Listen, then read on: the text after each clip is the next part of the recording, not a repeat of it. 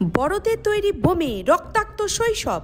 Malda Kaliachak আলিপুরে bomb ফেটে আহত 2 শিশু মৃত্যুর সঙ্গে লড়াই করছে। শিশুদের একজনের বয়স 9, আরেকজনের 7।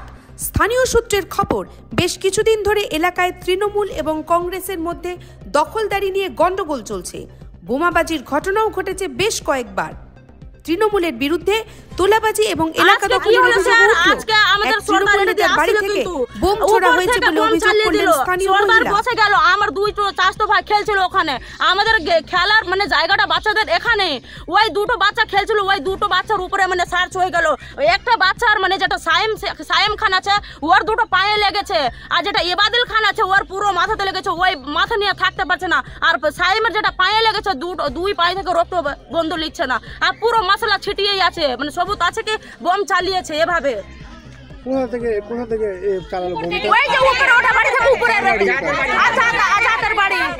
আজাদের বাড়ি 10-15 জন ছিল স্যার। এখন বাড়ি সার্চ করে দেখেন, কিছু না কিছু পাবেই স্যার।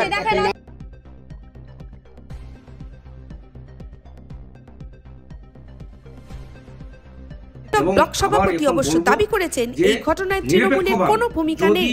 আমাদেরও পার্টির যদি কেউ যদি ওখানে যদি ইনভলভ থাকে বা আমাদের জড়িত থাকে, তাকেও অ্যারেস্ট করা হোক এবং নিরপেক্ষ তদন্ত করে যারা যারা বোম কোথা থেকে মজুত হলো ওখানে, সেখানে বাচ্চাগুলো যে বোম নিয়ে, যে আমি সিসিটিভিতে আপনাদের কাছ থেকে দেখলাম, সিসিটিভিতে ফুটেজে যে বাচ্চাগুলো বোম নিয়ে খেলছে, সেটা বোমটা আসলো কোথা থেকে? যে বাচ্চারা খেলছে, অবশ্যই বাড়িতে বোম ছিল ওদের, ওই বাড়ি থেকে বোম নিয়ে একটা বল ভেবে ওরা খেলছে, ব্লাস্ট হয়েছে। সেটা স্পষ্টভাবে সিসিটিভি আপনার কাছ থেকে দেখলাম, জানলাম যে খেলতে গিয়ে ব্লাস্ট হয়েছে। তো এটা এবার ওরা বলবে যে এটা তৃণমূলই করাচ্ছে, কিন্তু তৃণমূলের এখানে তো কোনো ভূমিকা নেই, কারণ বিরোধীরা তো বলবেই। আপনার নাম?